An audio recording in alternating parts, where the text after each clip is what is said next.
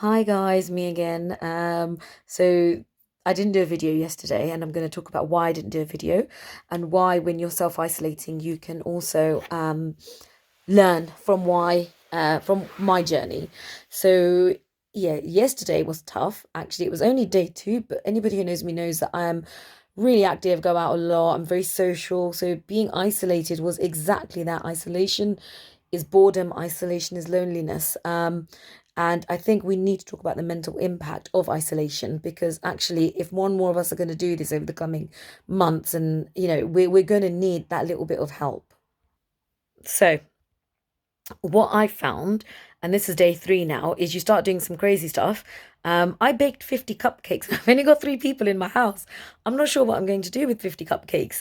So I suddenly realized there's something else going on. And obviously, as a therapist, I realized that I need to stop and reflect and see what's bothering me. Okay, so I'm going to keep pausing because actually I struggle to be able to breathe and talk fast whilst I've got whatever's going on here. So yes, my advice, first and foremost, obviously from a spiritual perspective, use this time to meditate. If you're whatever your religious background is, so for me as a Muslim, use this time as zikr to read Quran because we don't try creating that habit.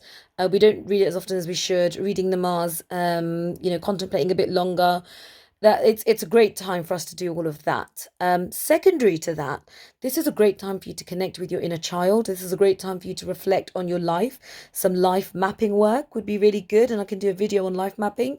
You can also start contemplating on your journey in life, maybe thinking about what were those really key points where you made life decisions. What were they based on? Start unpicking some of that. And when you do that, like myself, you might discover some old passions which you kind of let go, let slide, or got too busy for. So someone and I were talking earlier, things like upcycling handbags, upcycling old pairs of shoes. This is stuff that you can do with the stuff that's in your house. I'm into upcycling furniture. So I had somebody drop off something they're not using anymore. I've got the equipment in the house. So I'll be upcycling that kind of, it's called a butcher's board. But anything you can start doing. It's a great time for you to start really looking at why, your own company might be boring for you at certain times. So prior to being isolated, I was proud of the fact that I travel alone, I go to the cinema alone, I go for meals alone. I love my own company. But actually maybe that's because I'm busy in my own company.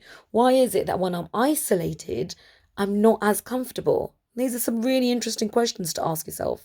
So my message is basically that yes, this is, a great time for growth, and use it as a time to isolate, but come back stronger, not just physically, but also mentally. And I think that would be the bite-sized chunks that I'll be sending out more of over the coming weeks. Let me know if there's any particular topics that you want to cover. And this is a great opportunity for those that have got children in the house to start also doing some of these little activities with them.